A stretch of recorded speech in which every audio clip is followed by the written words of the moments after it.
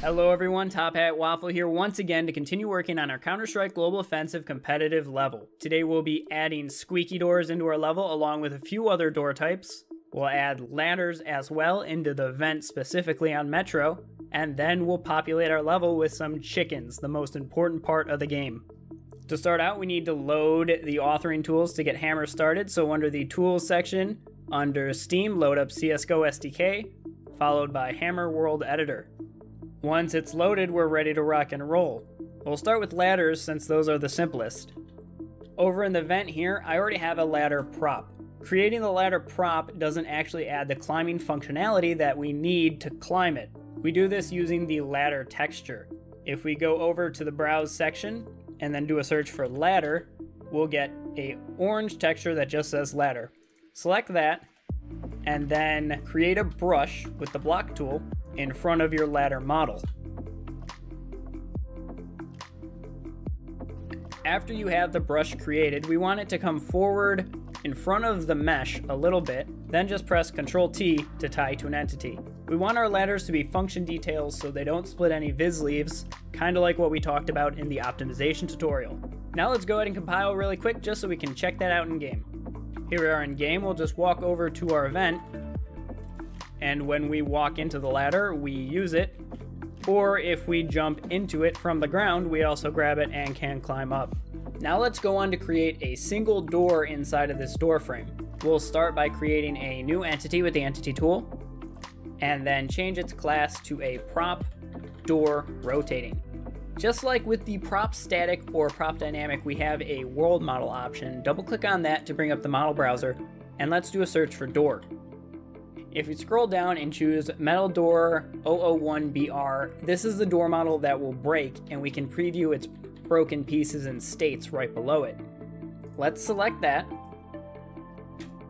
and rotate it like a normal prop and put it into the doorway.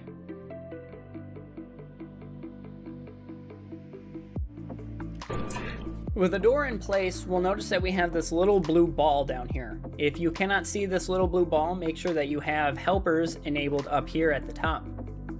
This blue ball represents where the door will rotate around. By default, it'll be placed on the back side of the prop model where it will logically have hinges. If you are using a different prop for the door, you may need to manually set this. Also, do take note that only certain door models have a breaking animation when you shoot them. If we scroll down, we'll see that we have a few options for moving. Let's double click on fully open sound and then do a search for door. I'll just use the nuke sound set that we have here. I want full open 1, fully closed, moving sound, and I also want to set the unlock sound down here to be door unlocked. If we want this door to break, we need to go to the flags tab and then choose start breakable. Let's click apply and then compile so we can take a look at that in game. Here we are in game. We have our door. If we press E on it, it opens. If we press E on it, it closes. By default, doors will always open both ways, and they open away from the direction that you're using them on. If we start to shoot at this door, it will eventually break and pieces will fly off. This is due to the start breakable flag that we set on this prop door rotating. Now let's create a set of double doors that will open together. Let's start by copying this single prop door rotating, and we'll come over to where I've installed a double door frame here. We can start by positioning one of the doors that we paste into the door frame. Then let's shift drag this door over, rotate it around, and also put it into place. Since both of these doors will be opening together, we need to assign them each a name. Under the name section, let's give this a name of doors_1. Let's give the other door a name of doors_2. Back on doors 1, we want to select the slave name section and choose the other door. So doors 2 is a slave to doors 1. The slave name will make it so the doors mimic each other. If one door is open, the other door opens as well. This is how the double doors in the bottom sight of Nuke are set up. Now let's select both the doors and configure a few other parameters. Let's set the speed on these doors to 180. Most doors open faster because it's better for gameplay. We can also set the rotation degree. This is how many units the door will rotate. By default, it's 90. Let's set it to something lower, like 70. If we scroll down again, let's look at open direction. This is what I was talking about when the door will open away from the player. Let's set it so these doors will only open outward into the bomb site area. Since the doors are rotated around, we need to set one door to open forward and one door to open backwards. Let's select doors 1 and change this to only open forward. Now let's select doors 2 and change this to only open backwards.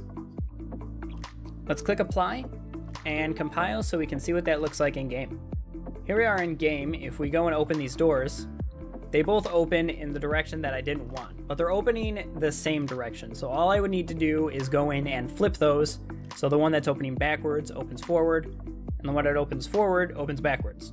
These doors also don't open the full 90 degrees, which can be interesting if you say have some props behind here like the door got stuck on them. These doors also open much quicker than the default speed of 100 since we set that value to 180. Now let's take a look at a sliding door similar to what is in CS Office. I figure we'll put the door right here, and we can start by grabbing our no draw texture. This door is going to be made out of a brush, so let's grab the brush tool and create the brush that will fit the doorway.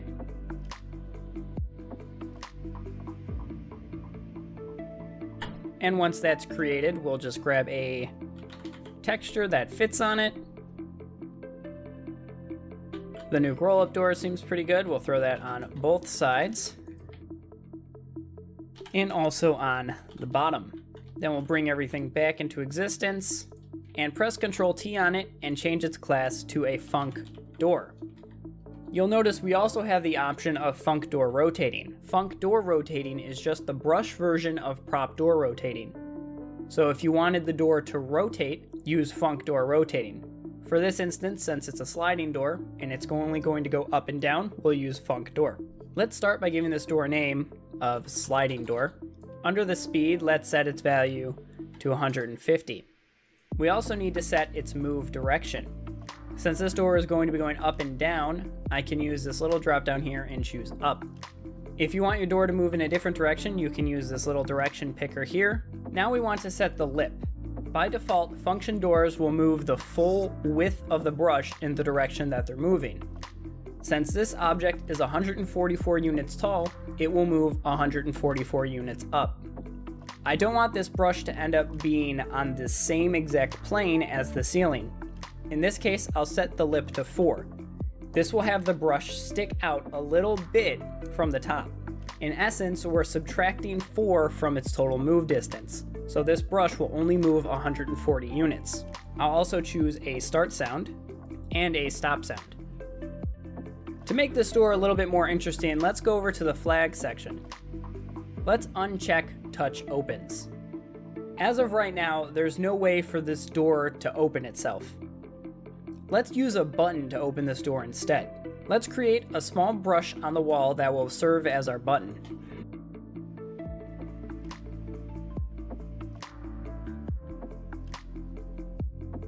With our brush that will be our button in place, press Ctrl T on it. Change its class to Funk button. Under flags, check Don't Move. If we don't check this, the button will disappear into the wall after we press it. Under the Outputs tab, click Add, and then choose On Press and select our sliding door. Under V this input, select Open. This will tell the function button that when unpressed, so when we press the door, we want our sliding door to open. Let's run the map so we can see what that looks like in game. Here we are in game. If I walk up to the door or press my use key on it, it doesn't open. If I come over to my button and press E on it, the door will open. 5 seconds later, by default, the door will close. I can visualize outputs being fired in my level if I open my console and type ENT message draw 1. This will allow me to visualize all outputs being fired. It's useful for debugging, along with the developer2 command. With developer2, outputs are tracked in the top left-hand corner of my screen. Now if I press E on it, I can visualize that open command was sent. I can also see it in the top left of my screen because of developer2. Now let's go ahead and add the most important entity, the chickens, into our level. There's 2 ways to spawn chickens, and we're gonna of course go over both. The first one is to have the engine automatically spawn chickens in our level based upon the navigation mesh. Let's create a new entity, and we're going to change it to an info map parameters. Under the info map properties, we have a few items here. One of these that I didn't cover earlier was the C4 explosion radius. If you want, you can use this to adjust the bomb radius if it's too low or too big in your map. Typically 500 is the default, and you always want to go with that since that's what most players are used to. What we're interested here though is pet population. This sets the target number of chickens in our level. I'll set this to 10, and this means that it's going to try to spawn up to 10 chickens into our level. If you set this to larger values, that does not mean that you're going to get that many chickens. I won't get 10 chickens out of this. I'll probably get something like 4, 5, 8, maybe 10 once in a while. This is an up to value. The next way to spawn chickens is manually. If we turn our little park here into a chicken playpen, let's place a new entity, and we're going to change this class to just chicken. It's going to be a purple-black missing texture, since this object is missing its definition in what's called the FGD file.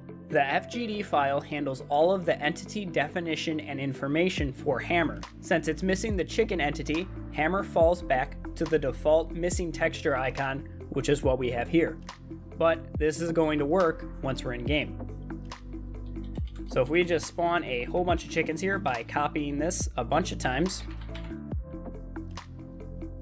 once we compile and check that out in game, here we are in game. Here is one of the chickens that I found that the map has automatically spawned based upon the target number of chickens. There's another one over here as well.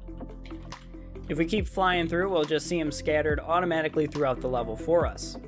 If we come up to T-spawn now, we have our little chicken farm here, and they're all clucking away from our manually placed chickens. If someone's able to give me 11 herbs and spices, we're ready to make our own KFC. I hope you enjoyed learning how to add some simple doors to your level along with a button-controlled door and basic ladders. Hope you also enjoyed learning how to add chickens into your map. Thank you for watching, we really appreciate it. Remember, think before you shoot, save a chicken's life one round at a time, and join us tomorrow for the next one.